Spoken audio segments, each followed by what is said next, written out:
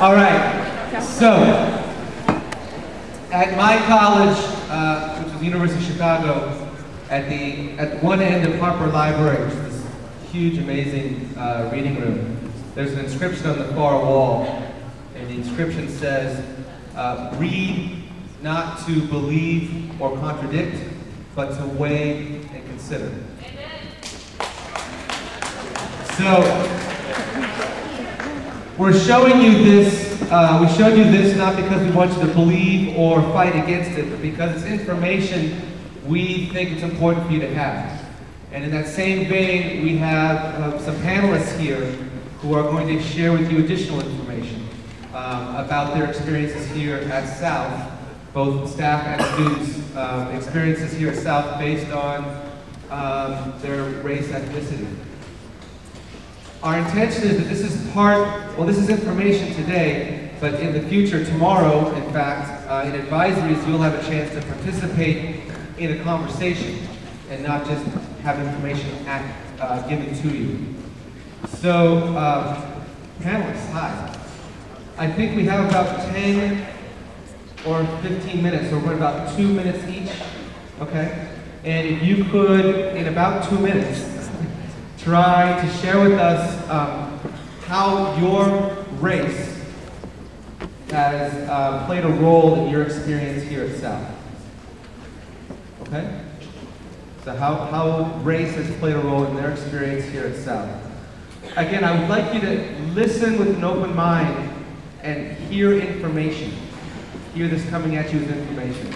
Not to believe it or to contradict it, but to weigh and consider it. Okay?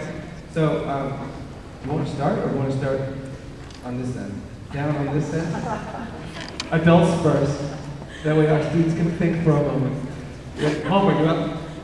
Mr. Turner.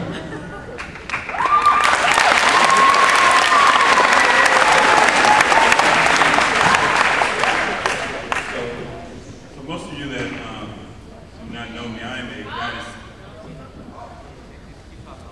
I'm a guidance counselor here at Newton South. This is my 4th year here at Newton South High School. And for the most part, it's been a really good experience on a positive note. It's been really good. But as a black male growing up in the United States, there's always a cycle in terms of things you have to deal with. And the Newton South community or the suburban community of Boston, or even living in urban Boston,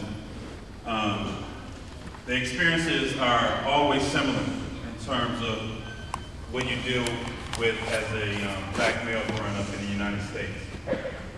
And so I've experienced the same things at Newton South that I've experienced as a teacher and a counselor working in Illinois or Chicago, or living as a college student in Atlanta, Georgia, or in the South. So the experiences are very similar. There's nothing that's really different. And what I mean by that is that there's always this feeling, and in my culture, in the black community, it's known as like a black tax, where you pay extra. You always have to prove yourself. You always have to show that you're knowledgeable, that you're professional, that you know what you're talking about, you know what you're doing. And you always have to pay a little extra, even if it's in the classroom, if it's at your career, it's in your job. And that's the main things I've always had to deal with in terms of stereotypes, discrimination, racism. Those are main things. Sometimes a little bit more subtle, and that's the more difficult times, when it's the subtle racism, the subtle discrimination that you have to deal with. And that's, that's my main experience in terms of anywhere I've been, and I've experienced it here in the Newton community. So it's no different than what I've experienced as a young black male growing up in the United States.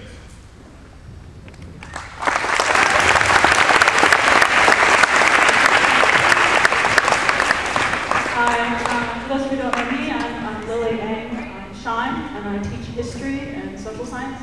This year I teach freshmen as well as senior psychology. Hey, I suppose I would probably echo the sentiments of Mr. Turner here regarding that my general experience here at South is my 10th, 11th year. How long have we been here, Andrew? Where are you?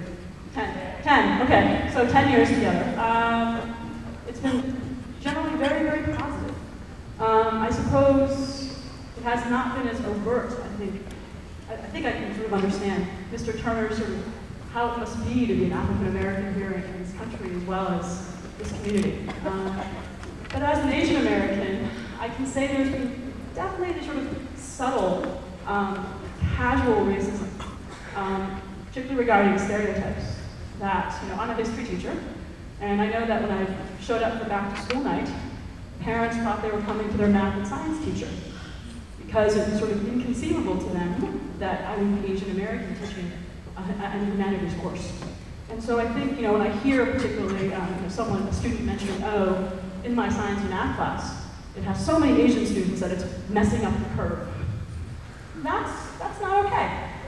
So those sort of things happen a lot. The stereotype that Asians are really high achieving and very good at those hard sciences. It's not a stereotype we want to perpetuate. But generally speaking, I think it's good. People don't see me as a threat, for better or worse. I mean, I grew up in New York City, and so I would have to say that that place is extremely diverse, and I never actually felt racism in New York City until I left the city. In Boston, I would say in Boston I would feel it a little more because, I don't know how to say this. I found Boston a little more segregated, self-segregated, I suppose, than New York. And so again, this notion of a person who doesn't look as white could actually speak English without an accent. Maybe a New York accent, but an accent, not an accent, an Asian accent. But here, I think students have generally been pretty awesome. And I think parents have been really awesome, with the exception that the assumption is, I mean, every year I get a holiday card, every single year, a holiday card or a gift during the holidays saying, my son or daughter has really enjoyed your math class or science class. And that bothers me. Hello, I'm Ms. Ang, the history teacher. So that's the biggest part. But generally, all of you are so awesome, and I love so many of you.